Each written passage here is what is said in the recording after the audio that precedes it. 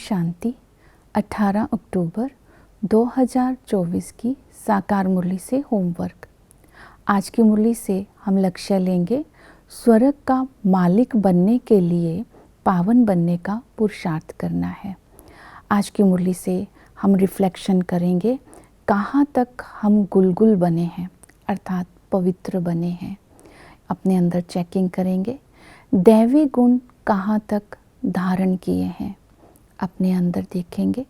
लक्ष्मी नारायण जैसा सिविलाइज्ड बने हैं, अपने आप से पूछेंगे। आज की मुरली से हम स्वमान लेंगे, मैं सहज योगी आत्मा हूँ। सहज योगी आत्मा अर्थात अपने ओरिजिनल रूप में स्थित होकर, आत्मिक स्थिति में स्थित होकर, सर्वशक्तिमान बाप की याद से साइलेंस की पावर स्वयं में जमा कर, साइलेंस पावर है योग से गुण और शक्तियों को आत्मा में धारण कर अन्य आत्माओं को सुख शांति की अनुभूति कराना। साइलेंस पावर से ही हम असंभव को संभव कर सकते हैं। साइलेंस पावर से ही साइंस के ऊपर अपना प्रभाव डाल सकते हैं। तो सहज योगी बन करके आज अपने अंदर गुण और शक्तियों का बल जमा करने का अटेंशन देना है। आज हम पुरुषार्थ करेंगे, विश्व का मालिक बनना है तो याद के ऊपर, श्रीमत के ऊपर, चक्र के ऊपर और सेवा के ऊपर। याद के लिए आज की मुरली में बाबा ने कहा, बाप की याद से ही आत्मा पावन बनती है, ऊंच पद मिलता है। इस याद में लड़ाई की कोई बात ही नहीं है। याद करते समय अटेंशन देना है कि बुद्धि भटकती तो नहीं। अगर बाप की याद है तो ही हम अपने को सतो प्रधान बना सकते हैं। याद की विधि है अपने को देह सहित देह के संबंधों को भूल अपने को आत्मा समझ बाप को याद करना है। जब तक शरीर को नहीं भूलते तब तक बाप की याद नहीं आ सकती है। तो बार बार अभ्यास करना है, मैं आत्मा हूँ, मैं आत्मा हूँ।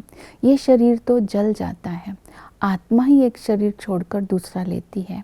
आत्मा निराकार है, बाप भी निराकार है। निराकार बन उस निराकार को याद करने से ही आत्मा सतो प्रधान बनती है। आत्मा के सारे संबंध उस निराकार बाप के साथ है।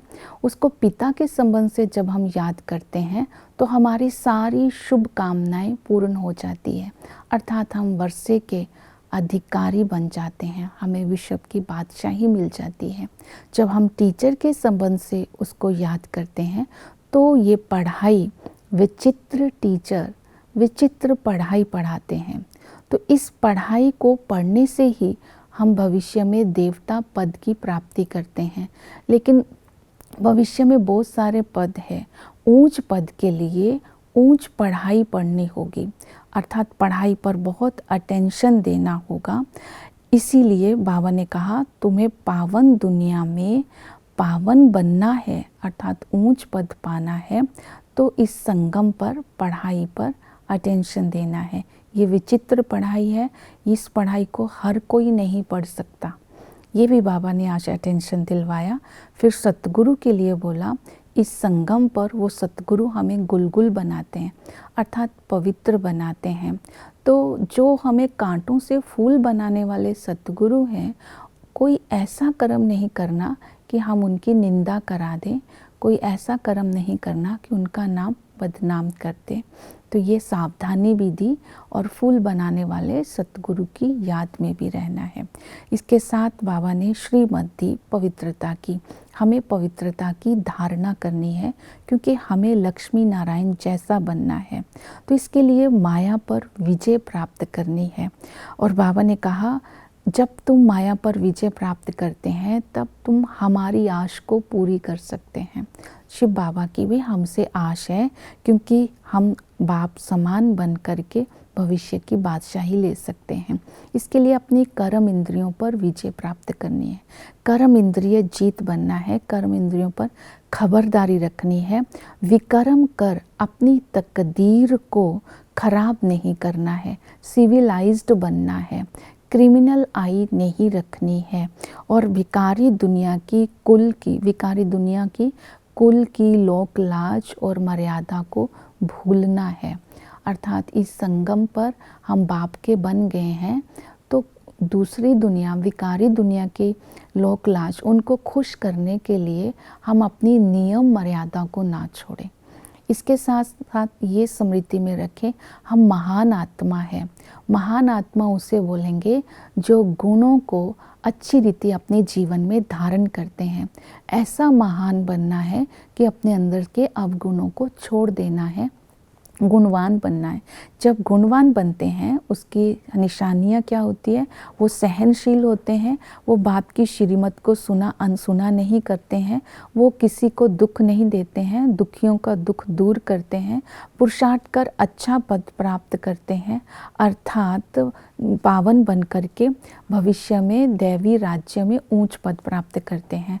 और चक्कर को बुद्धि में रखना है कि आदि में हम एवर प्योर थे, सतो प्रधान थे, पूज्य थे, देवता धर्म था, सिविलाइज्ड थे, वहाँ कोई हम साहूकार थे, कोई आसुरी चलन नहीं थी। जब हम मध्य में आते हैं तब हम क्रिमिनल आई हो जाती है, रावण राज्य हो जाते हैं, दुखी हो जाते हैं और जिसके कारण फिर हम 5 विकारों के वश में हो जाते हैं और हमारी अशुभ कामनाएं वो रावण पूरी कर देता है। और संगम पर बाबा रियलाइज़ कर जाते हैं कि तुम ही देवता थे, तुम ही भविष्य में ऊंच पद प्राप्त करते हो। तो ये रियलाइजेशन से हम पवित्रता की धारणा करते हैं और फिर हमने सर्विस करनी है। हम गॉडली सर्विस पर हैं एवरी टाइम। और इस समय बाबा हमें सर्विस करना सिखाते हैं। गोला झाड़ का चित्र, जो हमें सीढ़ी का चित्र, लक्ष्मी नारायण का चित्र, इनको देखते हुए ज्ञान अंदर टपकता रहे और सबको ज्ञान सुनाते रहना है और ड्रामा का राज भी बताना है। ये सेवा करने से ही हम भविष्य में उच्च पद प्राप्त कर सकते हैं। ओम शांति।